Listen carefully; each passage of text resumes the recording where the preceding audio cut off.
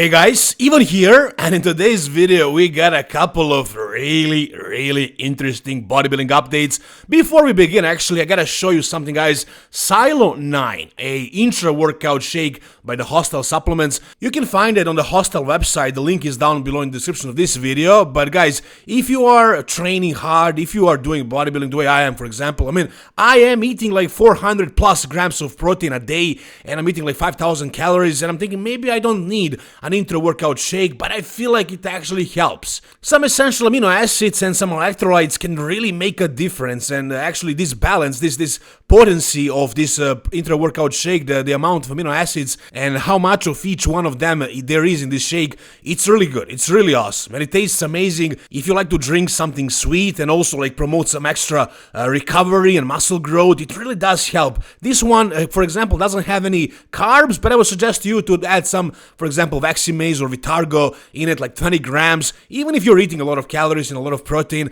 I think this actually helps. So if you guys want to try it out, the link is down below, but make sure to use the code EVAN10 for a 10% discount. That's how you can support this channel as well. Now let's go. Let's start with this Nick Walker new physique update. We actually got a couple of photos, but let's start with this one. This has to be the best, the biggest Nick's legs have ever looked. And it's not just the overall density, it's actually the outer sweep that's catching my attention, especially on the right leg right there. You can compare it to the machine behind it. You can see how much it's popping out. Right? So I don't think Nick ever had this sort of a sweep before. His legs were pretty flat, and this looks like a solid change to me, guys. I don't know if you see it the way I do, but I think his legs are definitely better. For those of you who will say his legs will be the same once he steps on the stage, as always, let's wait. Let's wait and actually see that. I'm pretty sure they're gonna be bigger. I'm pretty sure about that. And, here he has a pump, yeah, and that's why they look probably bigger than they would if he didn't have the pump, but I saw his legs without the pump, and I'm seeing striations in the outer sweep as well, so I'm pretty sure he's not doing anything to them, like, the SEO. I don't think he's doing that. I think this is actual muscle. I don't think he grew his legs that dramatically. It's been basically a year since he competed, almost. It's gonna be a year pretty much once he steps on the stage, so I don't think he did anything. Like you saw, for example, Justin Rodriguez that 1 year when his legs were completely flat and small, and the next year, actually in a couple of months, they were like huge. So that was a very obvious example of SEO use. This is not. I think this is real muscle right here. And I don't think his legs will be the same once he's in condition, once he's on stage. I think the difference will be noticeable. It's not gonna be super dramatic, but he will have the quality as well. He will have the separation and like the conditioning and everything, so I think it's gonna look much better than before. But again, let's wait, let's see. Maybe some of you guys are right. Maybe he's gonna look the same as always. I don't think so. I really believe it's gonna be a major difference on stage. Take a look at this photo as well. The legs. Like, you gotta be able to see the difference. It's definitely visible. Now, as far as the rest of the pose, it's amazing that Nick is not afraid to show us his weakest poses. He showed us his front lat spread, which was his weakest pose. I don't think it is anymore. I think he improved that dramatically. And now he's showing us his abs and thighs, which is by far his worst pose with his midsection, with his waist size. It will never be a great pose. No, maybe it was a pretty good pose in 2021 when his waist was kind of a little bit smaller, and with those super developed and blocky abs, it kind of looked pretty powerful. And at this moment in his career, I don't think it can look good. I just don't see it, right here, as you can see, like, the legs are popping out nicely, the lats are popping out as well, and it does maybe creates an illusion of his waist looking a little bit smaller, but it's still a pretty big midsection and it's not looking aesthetic. This pose is definitely problematic. He's definitely losing this one to the greatest nemesis this year, I guess, Martin Fitzwater, who is also doing the Pittsburgh Pro and possibly the New York Pro as well. It's gonna be a really good battle, but this pose is gonna be won by Martin for sure.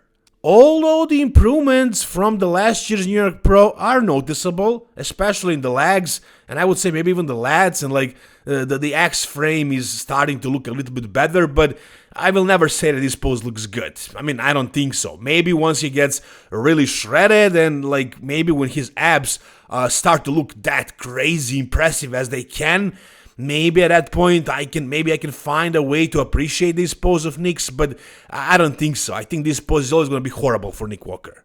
Now the next thing I got for you guys, you may have seen it already, but it's Nick Walker addressing the Martin Fitzwater-Nick Walker rivalry. And I'm gonna show it to you in a moment, but guys, like, you can hate Nick Walker, or you can love him. You can think that he is arrogant, or you can say that he is confident. You can think whatever you want, you can like his physique or hate his physique, whatever. There is one thing you cannot deny. This guy makes this sport interesting, and that is one thing that is for sure. And I love it. Let me show you what he had to say about this. I have to live with the fact that, everyone's like, oh, Martin only beat you by 1 point. Yeah, well, I'll say it once, and I've said it a million times. Martin couldn't even beat me at my worst. He'll never touch me at my best. The shots are being fired. This new rivalry is actually starting to become very interesting, and you guys know everything at this point. Martin was a close second to Nick at the New York Pro. It wasn't Nick at his best. Martin improved for the Mr. Olympia, and he'll probably improve even more for the New York Pro or the Pittsburgh Pro. And Nick also improved, but he didn't show up last year at the Mr. Olympia. We don't know if he's going to show up at the Pittsburgh Pro this year. So we all know basically all of that. I find this Nick statement particularly interesting because for a while there after the New York Pro, Nick actually felt very confident with what he brought. He was not admitting that he was at his worst or that he was not on. He actually liked what he looked like there. At one point, a little bit later, he started accepting that, and now he's saying that he was at his worst. And he was, everybody knows that. But he was saying for a long time that he was on, that he liked what he looked. And now he's saying that he lost to Martin at his worst. So, the reality is he was at his worst. And that's true, that is a fact. But do I think Martin won't be able to touch him if Nick actually brings his best this year? No, I think it's gonna be a crazy battle. I think it's going to be very, very interesting to see who's gonna win. I think it's going to be really close. And you guys know that I'm a huge fan of Nick, I have been for a long time, so I'll probably cheer for him even though Martin is sponsored by the same company as myself. If I'm being completely honest, I'm more of a fan of Nick than of Martin, but I'm also saying that anything is possible. Objectively, anybody can win. I think these guys are very close today in 2025. Whatever you guys think who's gonna win, tell me down below. Alright, the next thing we got is a new physique update from Samson, and I'm trying over here not to mention Samson in every video. Some of you guys will be saying that I'm only talking about him because I'm sponsored by the Hostile Supplements, which is not the case, of course. This guy is the Mr. Olympia, and I've been making videos about him, a lot of videos about him, way before I was sponsored by Hostile. And this guy, again, is the Mr. Olympia, the best bodybuilder in the world right now, and he is posting physique updates almost daily, and each one he posts is more impressive than the previous one. So how am I supposed to ignore this? Look at this monster right here, guys. Look at this freak. I mean, Samson it seems like he's on another level this year. I don't even know how is this even possible. I mean, I know that he was traveling for a long time after the Mr. Olympia. There has been only 15 weeks since the Mr. Olympia now. And he has been traveling for like 8 weeks out of those 15 weeks. So basically in like 7-8 weeks he managed to make his physique look even more impressive than last year. How is that even possible at this point in his career? I have no idea. This guy is so genetically blessed, man, that I don't care what his training is like, who his coach is, what he's eating, what supplements he's taking. He has crazy, insane genetics, like one of a kind, 1 in a million. It's insane. I know he has a great work ethic. I know he has a great team around him, but guys, come on, like this is insane. This is the new modern era Ronnie Coleman. I mean, no, I'm not saying he comes close to Ronnie or that he could challenge Ronnie on stage, but he's as close as it gets. Who else? Who else? Derek, Hardy, Andrew Jack, Nick Walker, Martin Fitzwater, no, even before. Who? Brandon Curry, William Bonek, Big Ramy, Sean Roden, no, I can't compare these guys to Ronnie. The only guy that I can compare to Ronnie that comes kind of close to him is this monster right here. I mean, this is just looking sick, guys. Look at the size of his freaking arms now, and like the chest fullness and the leg size. Yeah, like this year, it's gonna be hard for anybody else to win any show Samson decides to enter. I mean, I guess at the Arnold Classic, the only guy that I can see that has a chance against him is Derek Lunsford, but man, he's got his hands full because the way I see it, the only way Derek can beat Samson is if Samson comes in off, which I doubt is going to happen because he's already in crazy condition. I think Samson's got it in the bag pretty much at this point, but we'll see. Maybe things will change in the next 4 weeks or so. Whatever you guys think, tell me down below. Alright, and lastly, the Strangest Arms Award goes to this gentleman right here, Andrew Jack. I mean, guys, come on. I know he has a ton of fans. I know he has a lot of fans. And he's a nice guy. I think he's a great guy. I already told you about the story where he paid my friend's barbershop bill. He didn't even know the guy. He just did that. And like, there are other stories about Andrew like that. And he seems like a really nice guy. But come on, like, take that aside. Put that aside. Just look at his arms. And tell me, do you think this can be his genetics? Does this mean that he has some weird and like unique genetics, shape of the muscle bellies?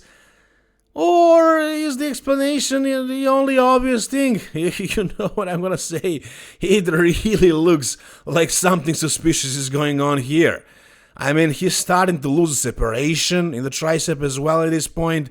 But the way the triceps are popping out and the way his biceps are even popping out here when he's working the antagonist muscle, he's working the triceps, but the biceps are bulging and popping out. And also you can see the videos when he's training, the arms are, the triceps or the biceps are not moving, they're staying in one spot. And these photos, man, these photos are proving everything to me. Check this one out as well. Now, I've been thinking about this issue, and like I wasn't sure where I stand with it. Like, I'm okay with guys doing that, but like to the point where it doesn't look weird, to the point where it doesn't look obvious. But if all of us just ignore this, if we, let me say it, allow this to be the norm, I mean, where it's gonna go? Like, where is the limit? These guys are gonna go and push these things to the extreme. In the end, we're gonna be watching a bunch of simple freaks on a bodybuilding stage. Is that what we want? I mean, just like with the bubble guts, like, I'm sure there was a period of time when people were criticizing guys with huge guts, and the other people were like, stop criticizing them, you know, that's just because they're eating a lot, that's because they're squatting heavy, lifting heavy, because they're so big, blah, blah, blah. But no, they were criticized for it, and the IFBB made a change. They stopped awarding guys with huge guts, and the shift in bodybuilding changed. Look at the guys today, like, look at Samson, you know, for example, with his small waist and basically hitting a vacuum and, you know, controlling his midsection perfectly. Derek Lunsford with his crazy deep vacuum, super small waist. Hardy Chopin with a perfect midsection control. Martin Fitzwater as well. Andrew Jack included. Everybody today pretty much is controlling their midsection perfectly. So bodybuilding looks so much better today. Same thing with the guy now. If it's there, if it's visible, it's gonna be sanctioned. And now we're facing a new issue, the SEO. You can see it everywhere. Sometimes when it's done properly in small body parts, it helps a little and it's not obvious. But some guys go a little bit too extreme, and like, I think it should be marked down. I think these guys should be called out for it, because I want to see quality physiques. If you don't have a body part genetically, you should not be allowed to enhance it with something like SEO and make it look big now. If you don't have the separation and the quality of the muscle in that body part, you should be sanctioned. And the other guys who have genetics for everything should be placing higher. The guys who have all the muscles with the quality as well, without weird shapes, this and that. So I think it's a big problem, and I think it should be called out, and I'm not gonna stop. If I see it, I'm gonna call it out. I'm seeing a lot of comments supporting me in this. A lot of you guys are also upset because your favorite bodybuilders are being called out, but I don't care. Look at Andrew's arms right here. Look at the vascularity and everything. And tell me, do you think this shape is genetic?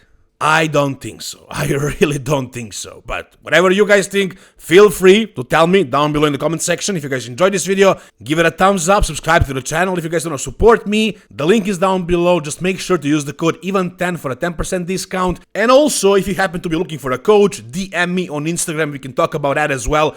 Thank you guys once again so much. See you soon. All the best and bye-bye.